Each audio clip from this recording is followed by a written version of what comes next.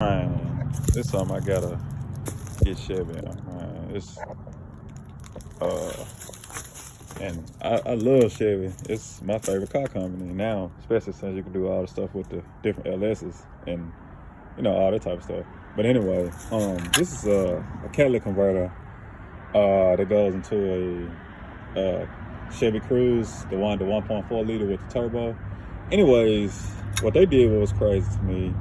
I was trying to call and just get these replacement bolts here, the stud and nuts that connect, and they were saying in order to get there you have to buy a whole nother catalytic converter again in order to get the bolts in it. They didn't sell the bolts separate. Now, why would I buy a whole nother catalytic converter when I don't think I need is these bolts right here? So yeah, this is something that's first thing Chevy done did that I don't like. I don't too much agree with that method. Where you trying to force somebody to buy a whole nother part just because of these studs, because they're gonna break when you take them off.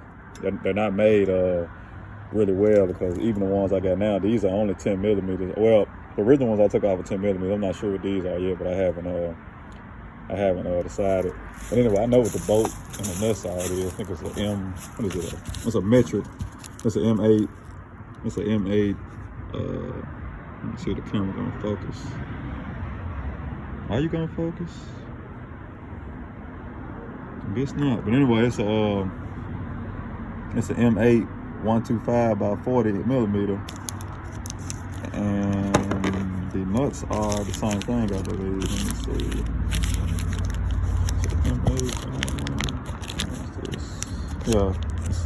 Well, the flaring nut is the ones I use. It's a M8 1.25 flaring nut.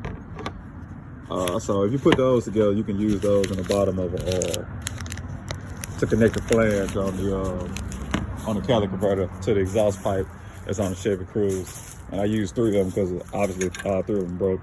So I've did this before. I've actually did some work to a Chevy Cruze where I was dealing with the oil cooler behind the turbo, which is a piece of junk. But I guess this car is mostly torque bits and e-sockets. So I think they partnered with some kind of German company, and they built that engine and they put it in their car, because it doesn't really.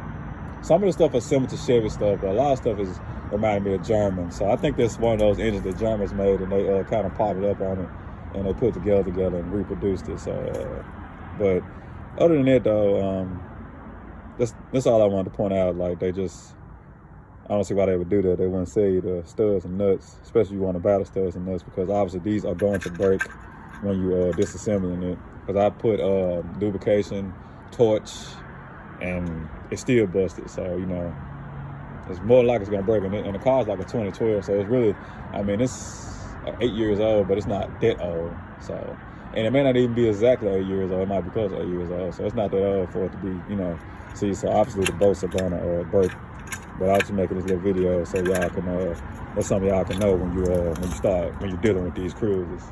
All right.